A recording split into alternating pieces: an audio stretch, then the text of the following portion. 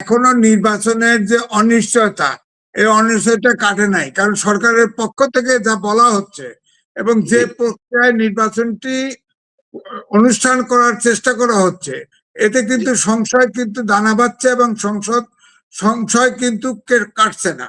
আপনি দেখেন জুলাই সনদ আপনার পাশ করার জন্য গণভোটে মৌলিক সংস্কার ছিল 40টা, এটাকে 4 দফায় নিয়ে আসা হয়েছে এবং একই সাথে আপনার করা হবে, আপনার সংসদ নির্বাচন, অর্থাৎ ওইটা থাকবে কনস্টিটিউয়েন্ট অ্যাসেম্বলি, এবং আবার বাংলা বলতেছে সংবিধান সংস্কার পরিষদ।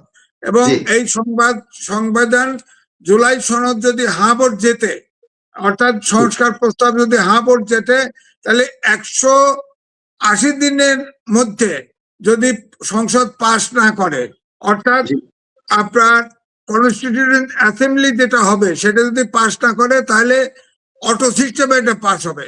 পৃথিবীতে এই নজির নাই। এটা সাংবিধানিক সরকার, সংবিধানে 106 অনুচ্ছেদ অনুযায়ী সংবিধানে এই বর্তমান সংবিধান অনুযায়ী ওত নিয়েছে। সুতরাং এই সংবিধান এখন জীবিত আছে। এই সংবিধান অনুযায়ী প্রেসিডেন্ট বা প্রধান উপদেষ্টা কেউ আদেশ জারি করতে পারেন না, কিন্তু আদেশের উপরে হ্যাঁ না ভোট দিতে হবে।